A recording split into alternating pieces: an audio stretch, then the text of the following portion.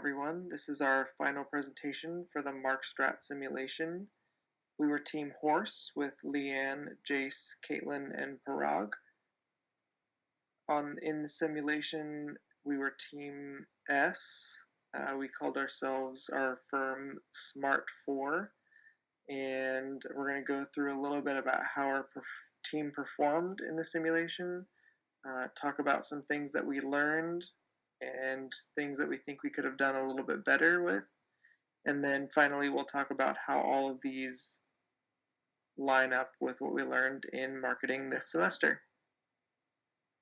As you can see, our firm did quite well. We were firm S, and by the end, we were first in our industry.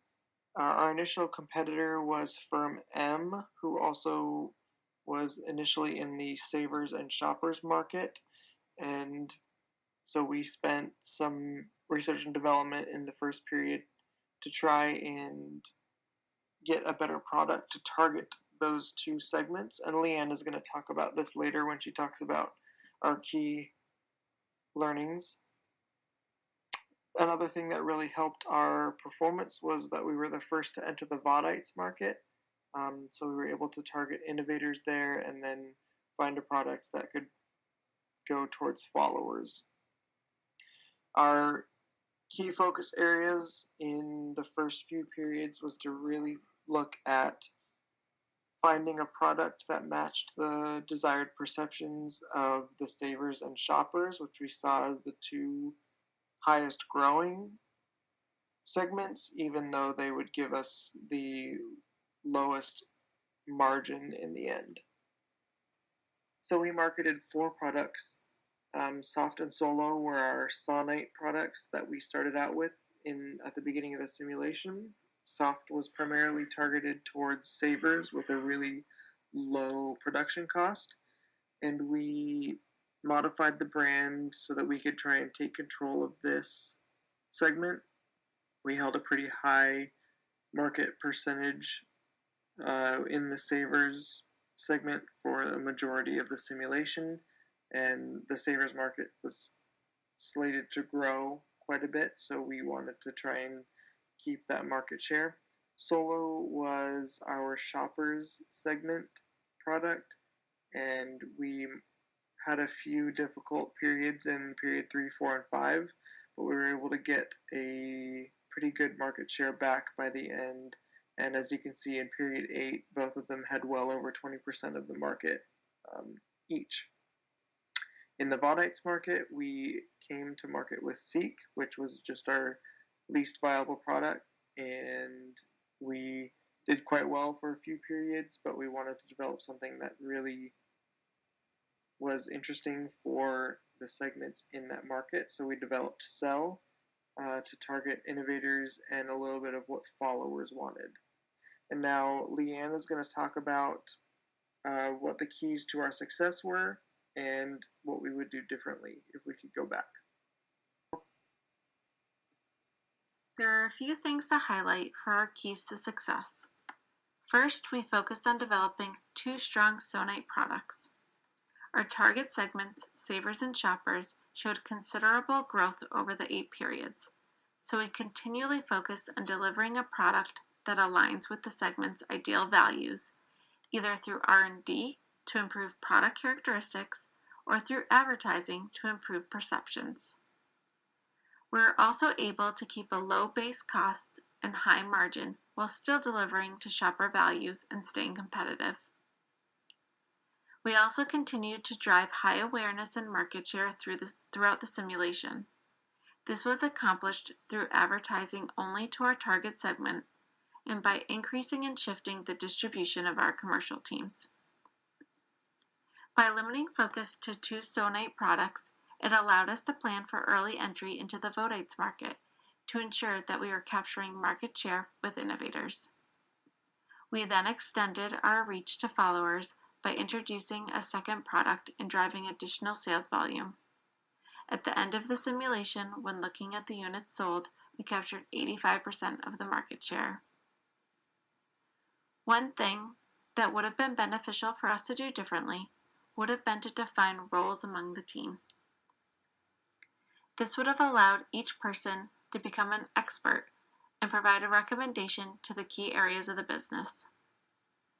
We also should have discussed our long-term strategy from early on, instead of having to align each period on what our actions were going to be.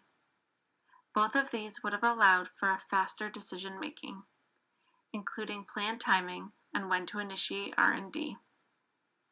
This also could have helped us anticipate competitors entering our segments, as this caught us off guard, which ended up in us losing some market share and needing to react quickly to recapture it. We also could have planned better on exactly when and how to enter the Vodites market. Once we entered the market, we were unsure of next steps and which segments to target.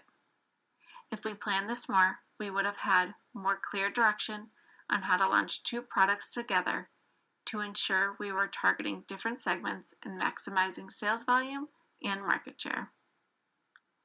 Lastly, it would have been good for us to evaluate the impact of our decisions on production, as there were several times that we considerably underproduced that resulted in lost sales and loss of market share.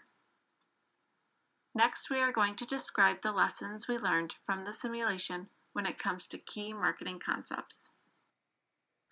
Some key things we learned with regards to segmentation and targeting: that 1, picking a target market is key, and 2, it's extremely advantageous to pick target markets with the highest potential for growth. So the two products we started with were well aligned for savers and shoppers. While these two target markets did not have the highest profit margin of all of the different target markets, they did have the highest potential for growth. By focusing on developing an R&D project which targeted these markets, we were able to capitalize on significant revenue growth as market share increased accordingly. One thing which I think also helped us was that we targeted two different target markets, both shoppers and savers, each with a unique brand. So you could see there was a point in which our solo product dipped in market share pretty significantly. However, around the same time that the product targeting the savers market showed pretty significant increase in market share, which helped us maintain revenues, which we were able to put into R&D spending for either product as needed. With regards to the Vodites, that was a little bit more challenging for segmentation and targeting, just because over the course of the 3 periods we worked with and the periods to come, there was going to be such a rapid shift in market, percentage of market segment.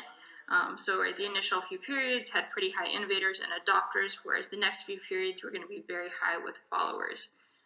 Our initial efforts were focused on just being first to market and creating a minimally viable product which could be purchased by the innovators and adopters, which it was.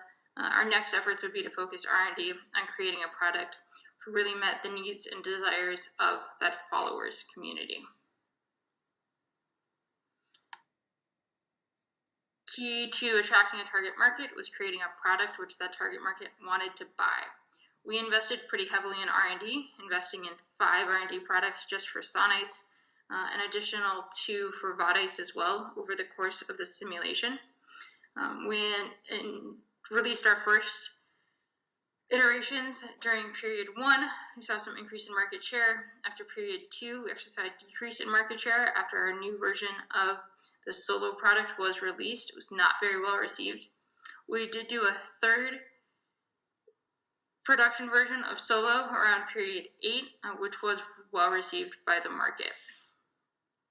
Timing of these was largely driven by advice from the coach, but the content and the attributes of these R&D projects were largely driven by perception, our brand perception maps, as well as our conjoint analyses. Here you can see that the products we ended up with ended up being pretty well aligned with the conjoint analysis values of our respective target markets, both the shoppers and the savers. Some key learnings here is how important it is to align the price of the device with the target market. This can obviously only come if you pick the right segment or the right target market. Not only does your price have to be aligned with the desires and the interests of your target market, it needs to be priced relative to competitive offerings. We saw this firsthand with the performance of our solo product.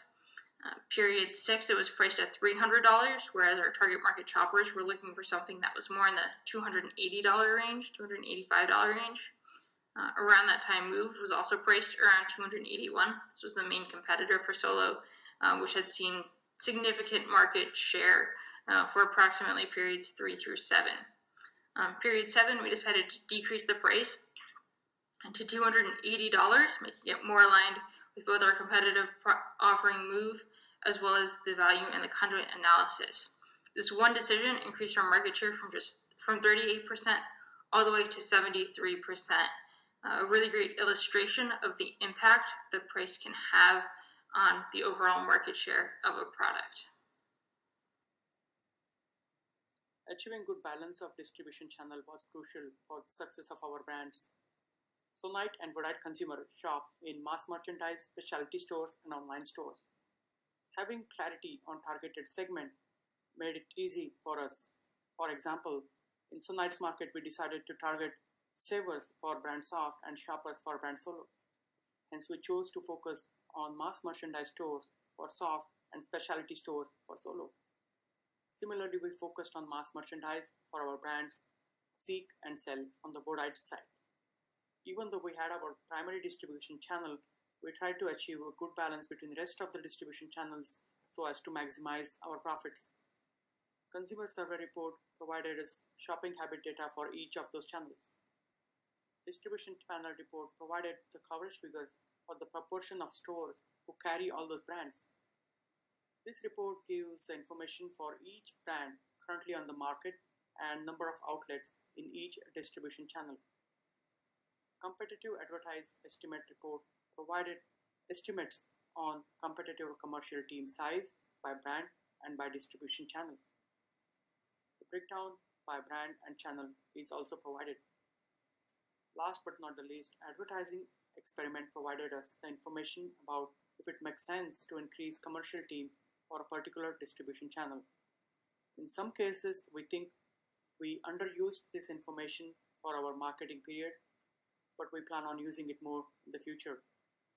As you can see in the graph, most of our decisions on commercial team sizes for distribution channels were on target, and our contribution after marketing went up proportional to the increase in the commercial team size for our distribution channels. Advertising and commercial teams were our major tools for targeting consumers and positioning our brands. We found out that advertising really helped us to keep our brand awareness to the highest levels. As you can see in the graph, brand awareness for Soft and Solo progressed at the proportional rate to the increase in our advertising budget for those brands. We also strongly believe that it helped us to stay on top consistently and also helped us to kill the competition.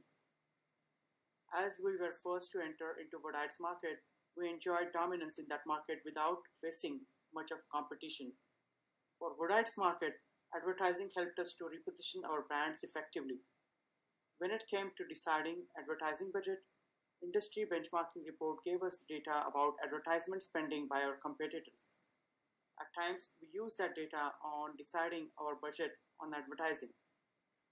For Sonite's market, once we had our brands fine-tuned for targeted segments, our brand awareness was highest amongst all the competitors. In fact, after an initial period, we focused on doing multiple R&D projects and in some cases, giving less chunk of our budget to advertising as per our coach's advice. We also saw good benefits of allocating at least 15% or more of advertising budget on advertising research. That made our advertising efforts more focused on the core objectives, ultimately helping our growth. Semantic skills gave us the data about consumer perceptions for our brands. Multidimensional scaling gave us perceptual maps, which provided a graphical representation of perceptual positioning of Sonite brands and consumer segments' ideal points. That helped us to decide on our perceptual objectives for each brand. Overall, we found out that good spending balance between advertising spending and commercial team spending gave us the best results. In the end, we feel that successful marketing is achieving balance between all the pieces we presented so far. Thank you for listening to us and best wishes to all.